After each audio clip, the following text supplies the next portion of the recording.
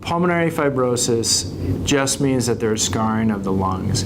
Idiopathic pulmonary fibrosis is a very specific subset of patients who have scarring of the lungs that has a bad prognosis. So the average survival from the time that you're diagnosed to the time that they get into really severe trouble with their breathing is about 3 to 5 years.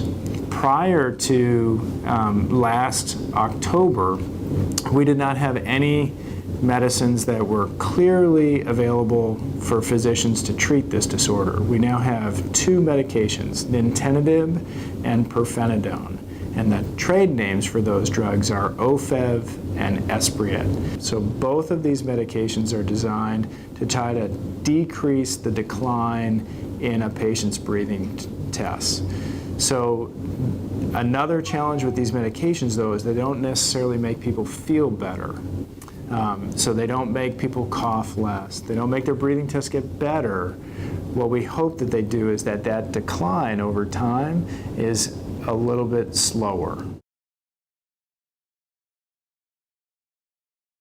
From the standpoint of safety and efficacy, and are there any new problems with Pirfenidone since it's been marketed, there's a lot of information about Pirfenidone that it's very safe. The side effects of the drug, they're very well known, so they can affect liver function. They typically do not affect liver severe enough to cause major problems, but it is a recommendation that we obtain blood tests for liver function every month for the first 6 months, and then every 3 months after that, if everything is stable.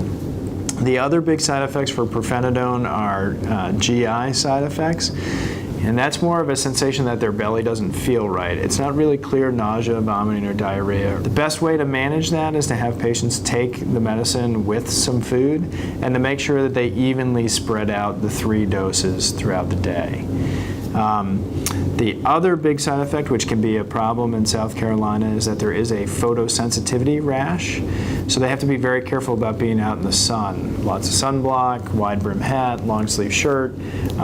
If we have a patient that has a rash, we stop the medicine and typically the rash will go away. Similarly, for Ofev or Nintedanib, it's a very well tolerated medicine. The major side effect for Nintedanib is that it can cause diarrhea.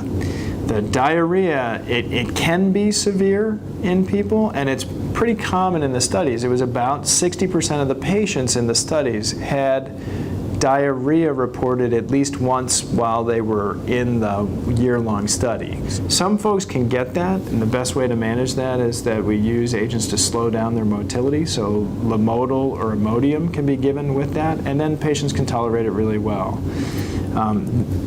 Similar to Pirfenidone, liver function tests can be affected by Nintedanib. So for Nintedanib, we also recommend that you do monthly liver function tests for at least the first 3 months, and then about every 3 months thereafter. If the patient is clearly having progression, I think that that's an appropriate patient to think about lung transplant. If they are a person that doesn't have any other comorbidities, then that's an appropriate person to really talk to about transplant. In fact, I think if someone doesn't have comorbidities and they get a diagnosis of IPF, we should probably talk to them when we make the diagnosis. This is fantastic that we have 2 medications that we can now write for patients, where before we had no therapy, where we could say that we have a medicine that's going to affect the fibrosis. So this is a really big deal that we have these. Unfortunately, they're just a start.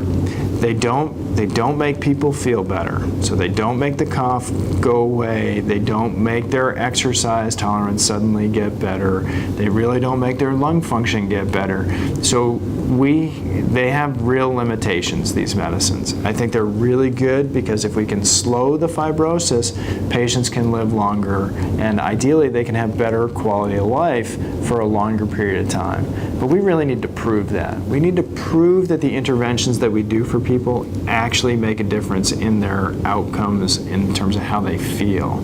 So I think the next steps for IPF is to continue to work hard to find medications that will work in combination with these two, that when we look at outcomes, we look at breathing tests, but we also really look at patient-related outcomes. So do they feel better?